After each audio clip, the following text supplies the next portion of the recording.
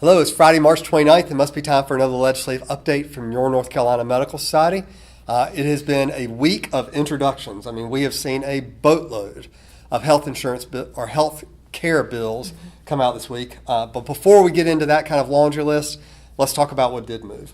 So first things first, the State Health Plan Study Bill, House Bill 184, moved through the House Health Committee this week with a lot of tension, a lot of people qualifying their vote. Yep. It was certainly something we don't see every day within our committee structure. We usually hear voice votes, and they called for division before the vote was even cast. Everybody had to raise hands. Ended up being overwhelmingly in favor of moving that bill forward to have a deeper conversation about what's happening with the state health plan rather than letting Treasurer Falwell go forward with the reference-based index pricing that he's talking about doing in January of 2020. So that is going to have need further action before it goes, but we'll talk about that in a second. Another bill that really got up and got out of here was a study bill this week that kind of came out of nowhere. It moved through rules this week relating to requiring generators for physician offices. Only had one committee referral to rules, which is very unusual, but then was also on the House floor and moved over to the Senate this week. Yeah, so we're looking into that a little bit more. I mean, why a psychiatry practice would be required to have a generator, I don't understand that. So we're going to have to dig in that one a little bit deeper. We also did see another bill move this week that we have been paying very close attention to, and that's the Health Connects bill. It moved through the House floor this week, so we'll go over to the Senate and probably see some changes when it heads over there. And this has a lot of important pieces, not just the exemptions for folks to delay when they have to connect, but also the process for you to actually get a full qualified exemption if you could qualify for that. So let's talk about introductions. Wow, a lot of introductions this week. Been very busy with the blog, which I would love for you all to utilize because we're putting all the bills up there as they move and as they're filed. So a great resource for you. That's right. So the first one, big press release, or big press conference on Tuesday at 10 o'clock. The Senate was putting out their health omnibus bill. They called it the healthcare expansion bill. It didn't really have to do anything with expansion. It was more kind of a conglomeration of eliminating CON. The SIPAC was included in the bill, as well as some IDD money to have some more slots for that.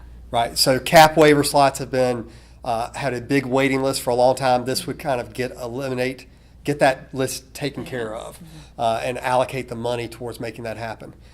We also saw a number of other bills introduced around CON. We're expecting some more certificate of need bills in the coming weeks. Step therapy got introduced this week. Step therapy is something that's been introduced in a multitude of different ways. This one would limit its use this time instead of banning it outright.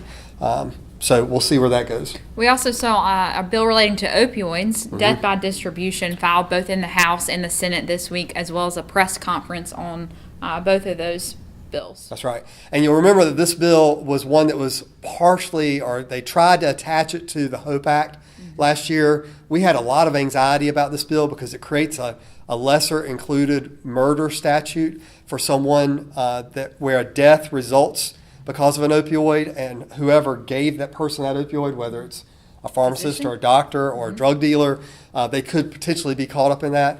The DAs are asking for this bill, and they're saying that they really need it in order to get after gang members. We're still looking to make sure there are qualifications in there that protect you in the normal course of work that you're doing to take care of patients. But that is their intent, was not to include physicians within that, but we do have some concerns about it, including physicians. Definitely, sweeping up and getting physicians.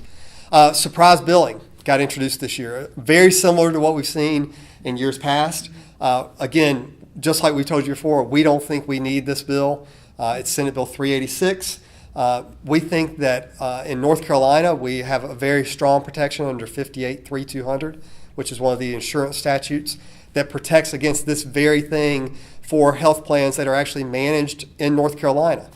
Anywhere where a North Carolina patient has one of these problems, it's because they are insured by a federal insurance product, an ERISA insured or regulated product.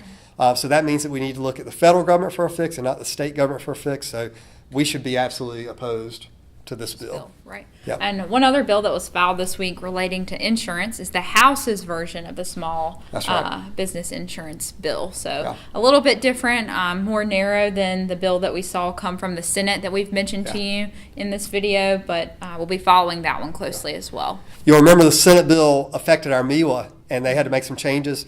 This one doesn't even mention the historic MEWAs. It does talk about associations creating new MEWAs down the road, but this one's much more narrowly tailored on focusing about changes in the small group employer market and who could form groups and when and how many people, that sort of thing. Right. So it'd be interesting to see kind of which one really moves forward. That's right. Also, you got to spend the day on Tuesday at Rural Day this week. Yes, I had a wonderful day at the Rural Center's Rural Day. They had a health breakout session, so it was nice to see what our counterparts in rural North Carolina are talking about, thinking about, and communicating. That's right. And next week, we're going to be looking at a couple of big votes. The first one relating to something we told you about earlier in this video, the state health plan bill. That one had a couple of other committee referrals, but now it looks like it's going straight to rules.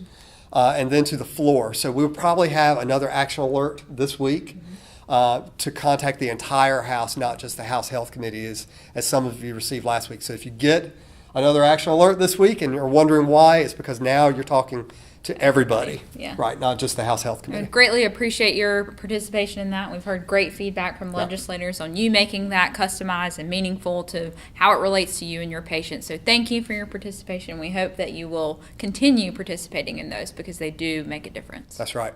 So thanks again, and we look forward to bringing you another update next week. Have a good one.